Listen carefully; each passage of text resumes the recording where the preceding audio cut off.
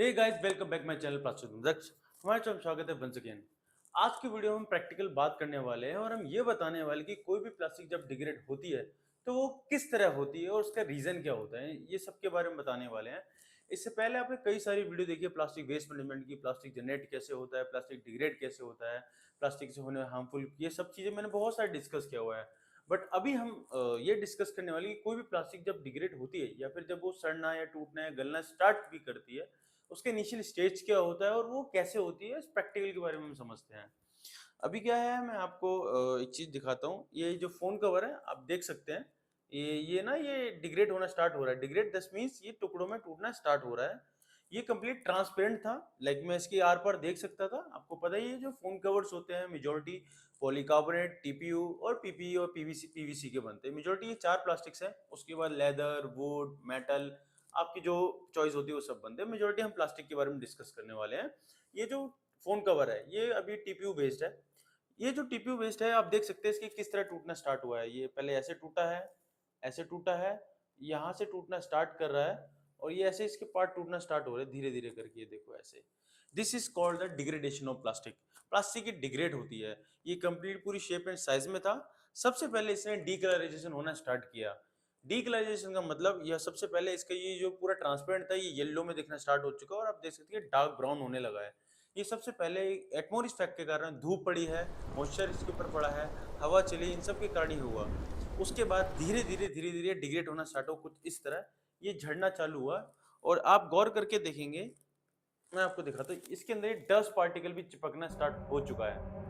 अब ये देख सकते हैं आप, ये डस्ट पार्टिकल भी इसके अंदर चिपकना स्टार्ट हो गया। ये स्टिकी भी हो चुका है नेचर में, चिपचिपा भी होने लगा है। ये डिग्रेड होने के बाद मैंने इसे प्रैक्टिकल रखने कुछ समय के लिए ऐसे ओपन एनवायरनमेंट में रख दिया था। ये सारा अंडर ऑब्जर्वेशन इसको, हालांकि डिग्रेड तो बहुत पहले से हो रहा था बट मैंने इसको विद इन अ मंथ 2-3 महीनों के बाद ऑब्जर्वेशन के बाद मैंने आपको बताया कि इसका हुआ क्या है। चलो टॉपिक को समझते कि है क्या। बेसिकली जितने प्लास्टिक डिग्रेड होता है वो एनवायरनमेंट के हार्मफुल होता है और आपको पता है ड्यू टू एटमॉस्फेरिक इफेक्ट के कारण वो डिग्रेड होती है प्लास्टिक। जब वो प्लास्टिक डिग्रेड होती है तो माइक्रो प्लास्टिक में स्प्लिट्स होती है। जब माइक्रो प्लास्टिक स्प्लिट्स होती है वो हवा के थ्रू हमारे एनवायरनमेंट में डिस्पर्स हो जाती है। वो हमेशा एनवायरनमेंट में एग्जिस्ट रहती है बट हमें दिखना बंद हो जाती है।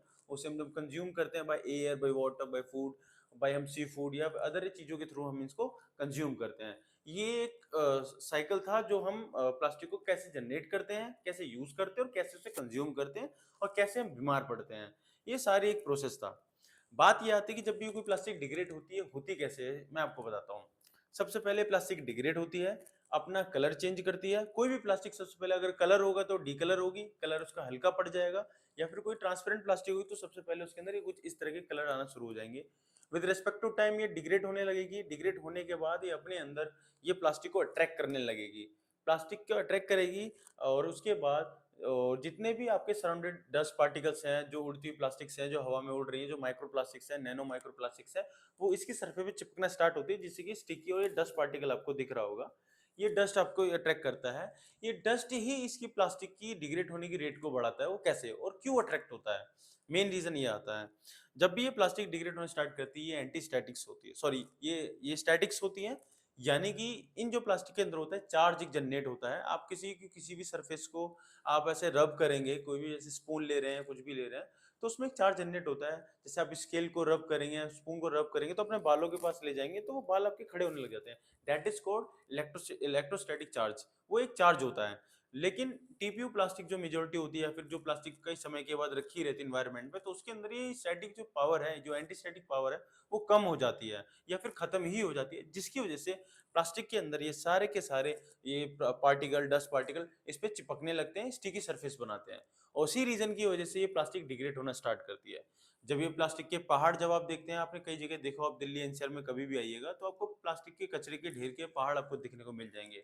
या फिर कहीं भी रैंडमली आपको प्लास्टिक पड़ा हुआ मिल जाएगा बहुत एक ग्रुप में, या तो गड्ढों में, लैंडफिल हम जिसे बोलते हैं, या फिर हीप जिसे हम प्लास्टिक के पहाड़ बोलते हैं।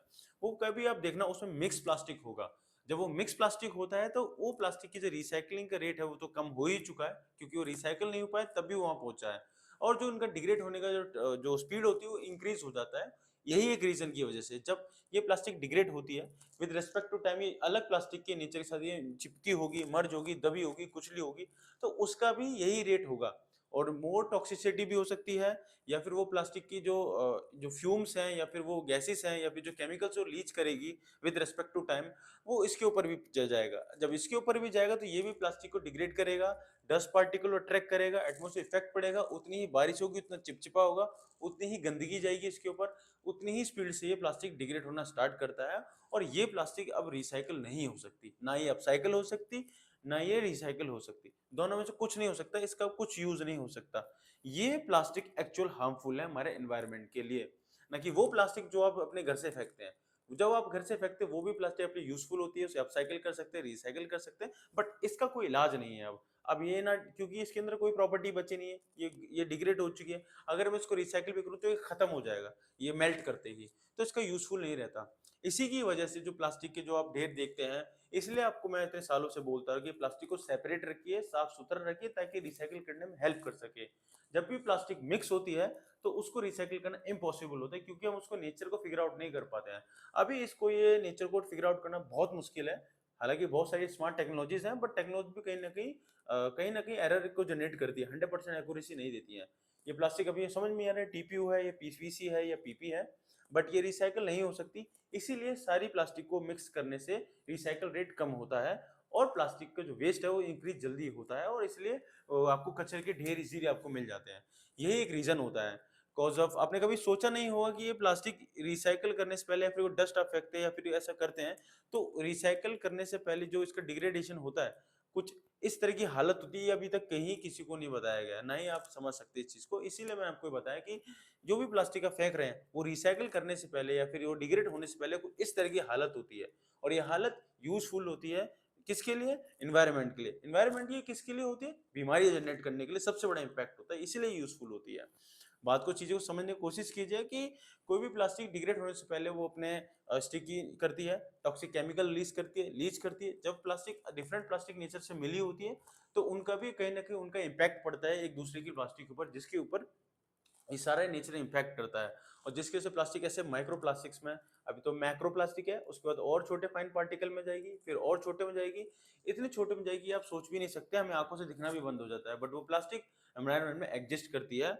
और यही सब की वजह से प्लास्टिक रिसाइकल नहीं हो पाती है, प्लास्टिक वेस्ट जनरेट होता है, और यही सब चीज़ों की वजह से हम बीमार पड़ते हैं, और न जाने अनएक्सपेक्टेड बीमारी को हम नौता दे चुके हैं, और हम इसके हैबिचुअल भी हो चुके हैं। तो एट द एंड मोरल यही निकलता है इस वीडियो का।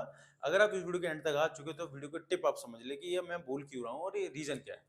सबसे पहले आप प्लास्टिक को पूरी शेप एंड साइज में रखिए, उन्हें साफ सुथरा रखिए ताकि वो रिसाइकिल हो सके।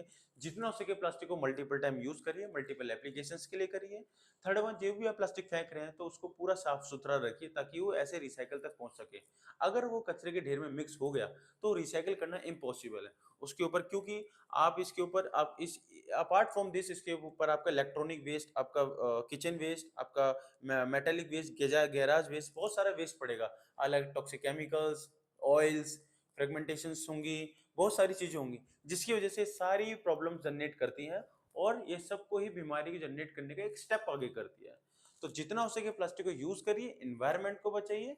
Be happy by using plastic.